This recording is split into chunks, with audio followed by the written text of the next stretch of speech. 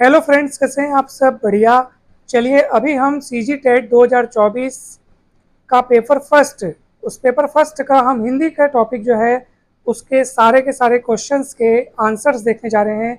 ये सभी आंसर्स बहुत ही मेहनत करके बहुत अच्छे तरीके से तैयार किए गए हैं, तो ये एकदम सटीक उत्तर है। आप इनको ज़रूर चेक कीजिएगा। और ये जो क्वेश्चन पेपर अभी आप यहाँ पर देख रहे हैं ये सेट बी है, ठीक है। तो ये सेट बी है, आपका कौन सा सेट है वो आप देख करके क्वेश्चंस को आप जरूर मिलाइएगा, उसके बाद उत्तर मिलाइएगा।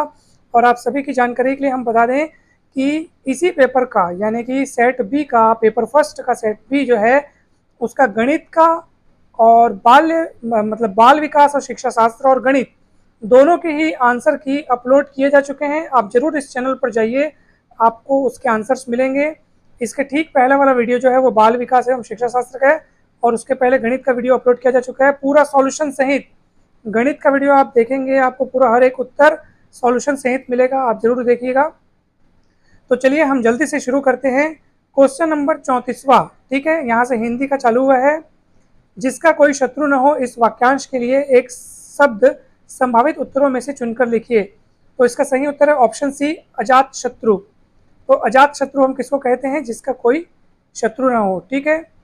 चलिए क्वेश्चन नंबर 35वां, नीचे दिए गए संभावित उत्तरों में से सही मिलानकर उत्तर दीजिए। यहाँ पे आपको सूची 1 सूची 2 दिया है, आपको सही मिलान करके आपको बताना है कि कौन सा सही उत्तर है। तो आप सभी को ऑप्शन सी यहाँ पे सही है, ऑप्शन सी अर्थात ए का 2, बी का 4, सी का 1 और डी का 3। 36वां प्रश्न है, घोड़ा शब्द का पर्यायवाची शब्द संभावित उत्तरों में से चुनकर लिखिए। तो घोड़े को अपन तुरंग भी कहते हैं, पर्यायवाची शब्द है, ऑप्शन बी करेक्ट होगा, तुरंग, ठीक है। चलिए अब हम अपन देखते हैं 37वां प्रश्न, दिए गए तद्भव शब्द का तत्सम रूप संभावित उत्तरों में से चुनकर लिखिए। तो यहाँ पर आपको तद्भव शब्द दिया है पैर, और पैर का जो आपका यहाँ पे तत्सम जो रूप होगा वो होगा ऑप्शन सी, पद, ठीक है। क्वेश्चन नंबर 38वां है, जो शब्दांश शब्द से पहले लगकर उसका अर्थ बदल देते हैं वे कहलाते हैं। तो यहाँ पे खाली स्थान छूटा हुआ है, तो यहाँ पे है उपसर्ग, ठीक है। क्या कहलाएगा वो? उपसर्ग, ऑप्शन सी इज करेक्ट, ठीक है। तो इसका ऑप्शन सी होगा। अब अपन देखते हैं क्वेश्चन नंबर 39, नीलकमल शब्द में कौन सा समास निहित है? संभावित उत्तरों में से चुनकर लिखें। तो इसका सही उत्तर है ऑप्शन बी, कर्मधारय समास, ठीक है।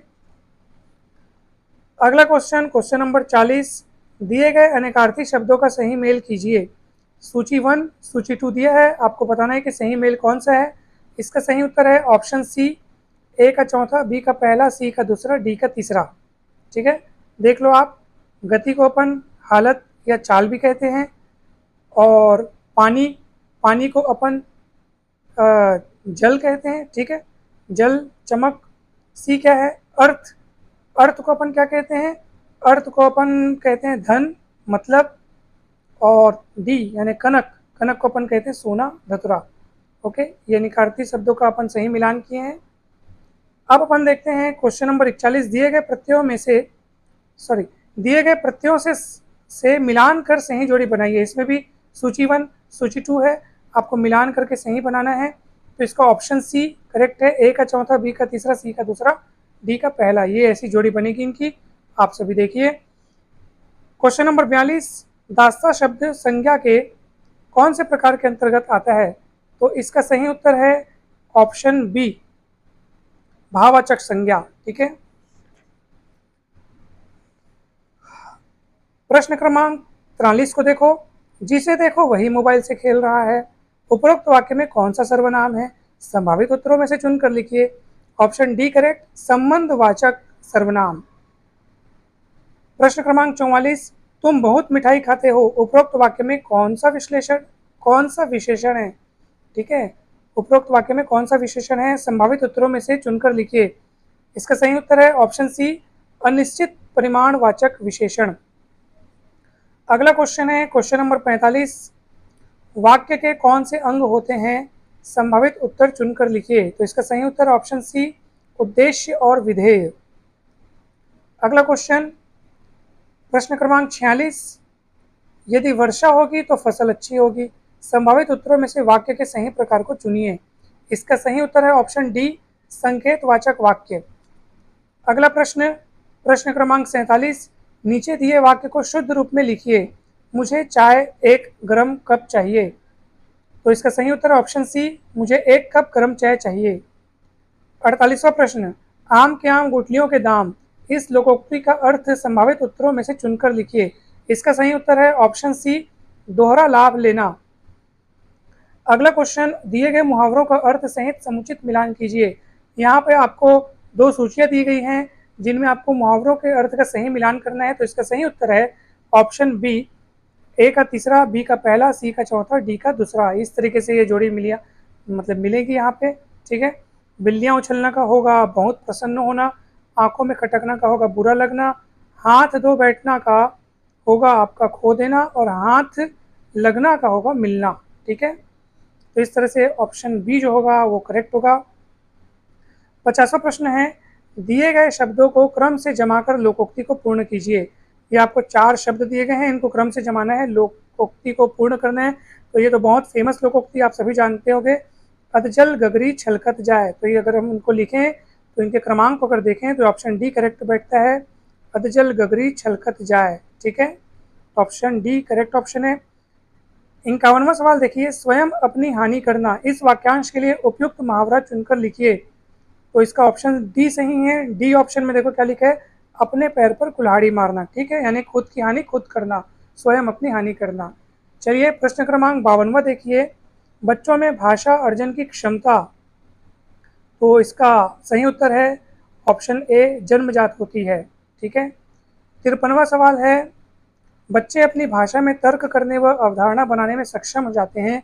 इसका सही उत्तर है ऑप्शन सी, 10 वर्ष की आयु में। 54वां प्रश्न है, प्राथमिक स्तर पर हिंदी भाषा की कक्षा हेतु सबसे अधिक महत्वपूर्ण है। इसका सही उत्तर है ऑप्शन बी, लिखित भाषा समृद्ध वातावरण। ऑप्शन बी, लिखित भाषा समृद्ध वातावरण। अगला सवाल है, बच्चों में भाषाई क्षमता का विकास होता है। तो उत्तर आएगा ऑप्शन बी, बाल साहित्य से।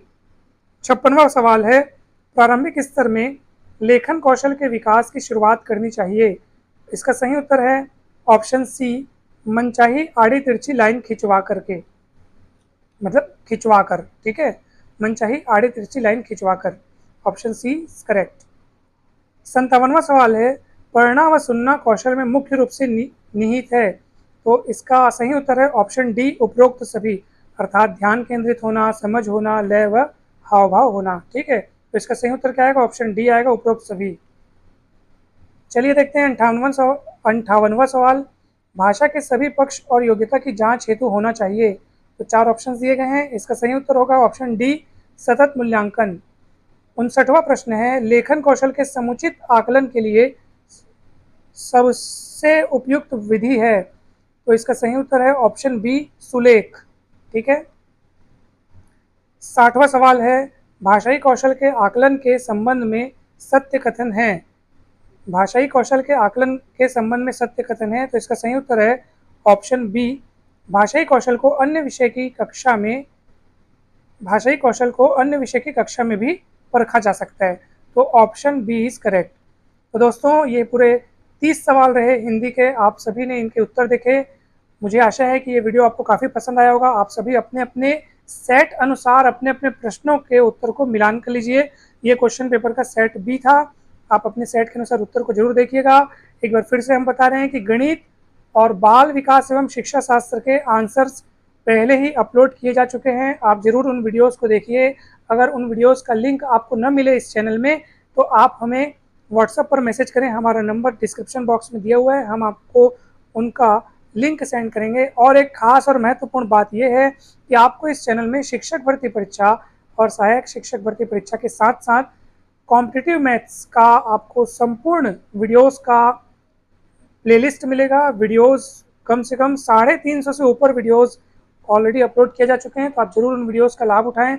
इसके अतिरिक्त आपको 10वीं 11वीं 12वीं एवं बीएससी की गणित की वीडियोस एवं फिजिक्स की वीडियोस, ठीक है, गणित और फिजिक्स दोनों ही सब्जेक्ट्स के वीडियोस आपको मिलेंगे। और साथ ही साथ आपको रीजनिंग के वीडियोस भी मिलेंगे। रीजनिंग की वीडियो सीरीज़ भी स्टार्ट की जा चुकी है, तो आप ज़रूर एक बार चैनल पर विजिट करके प्लेलिस्ट को अवश्य देखें। और कमेंट जरूर करें दोस्तों कि ये वीडियो आपको कैसा लगा। और साथ ही साथ पेपर 2 जो होगा उसकी वीडियो सीरीज़ भी, यानी कि उसके भी अलग अलग सब्जेक्ट के जो आंसर की हैं वो भी अपलोड किए जाएंगे, आप ज़रूर देखिएगा। आप सभी का बहुत बहुत धन्यवाद। आप सभी खुश रहें, मस्त रहें, स्वस्थ रहें और all the best. Thank you so much.